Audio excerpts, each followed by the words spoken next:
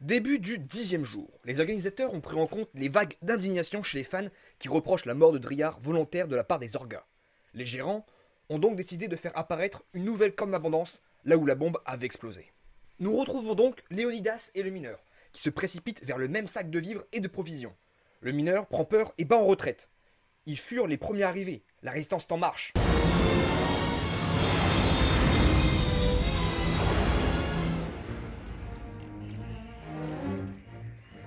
Alerte générale.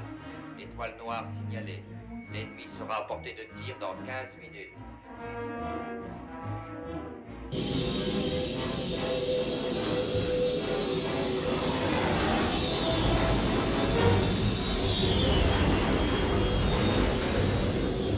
Rapport de position. Red 10, tout est paré. Red 7, tout est paré. Red 3, tout est paré. Red 6, tout est paré. Red 9, tout est paré. Red 2, tout est paré. Red 11, tout est paré. Red 5, tout est paré. Enclenchez aileron d'attaque en position. Nous pénétrons dans leur champ magnétique. Ça va secouer. Dérouillez les détecteurs. Turbine incendie. Vous avez vu? C'est gigantesque. C'est pas le moment d'alarder. Accélérez les réacteurs d'appoint. On y est, vous êtes prêts? Red Leader ici, Yellow Leader à vous. Je vous reçois, Yellow Leader. Survolons la tranchée au-dessus de l'objectif. On est en position. Je vais couper à travers l'axe pour essayer d'attirer leur feu.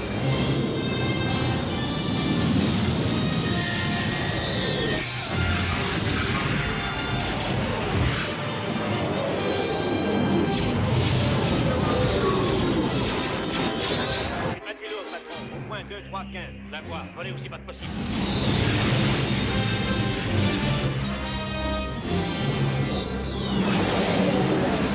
Ici Red 5, j'amorce l'attaque. Voyant le monde qui approche de la corne, César se précipite dans la forêt pour éviter le bain de sang.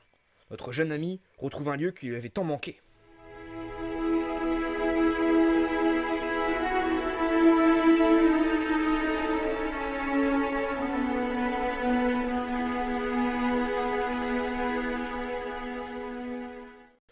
De nouveaux arrivants se précipitent pour le même sac de nourriture et de fournitures.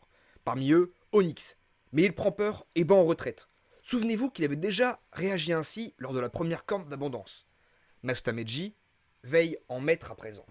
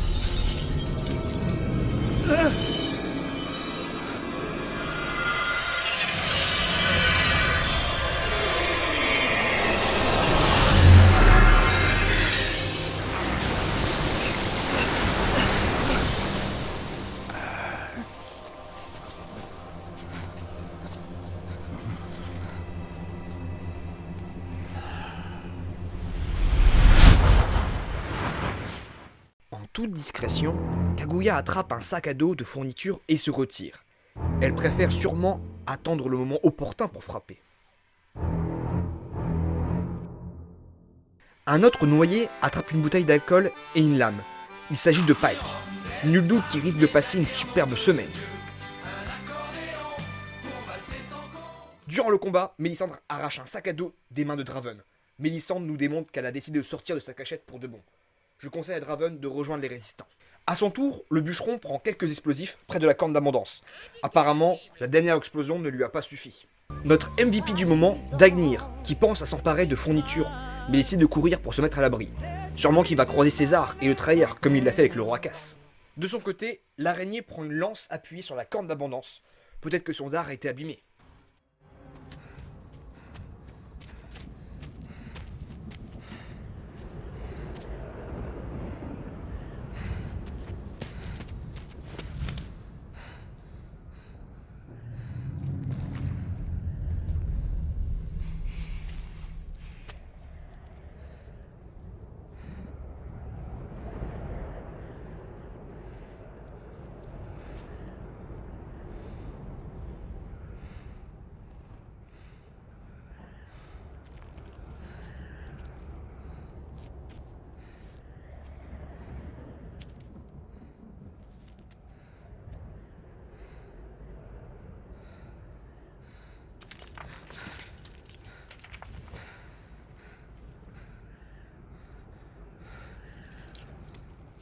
Enfin, le meilleur pour la fin, le boucher poignarde son allié du district 7, Darius, alors qu'il a le dos tourné. Le boucher fait son premier kill ici. Malheureusement, Darius n'aura pas fait beaucoup parler de lui. Récapitulatif des morts. Darius restera pour nous l'image d'un homme vaillant, qui n'a jamais baissé les bras, la vraie figure du guerrier. Mais cette fois, ce n'est pas le dernier résistant. En conclusion, chacun s'est renfloué à son aise. Nous éviterons ainsi sûrement des morts naturelles. Les jeux ne risquent pas de s'arrêter de sitôt. Je vous dis à la prochaine fois pour le jour 11.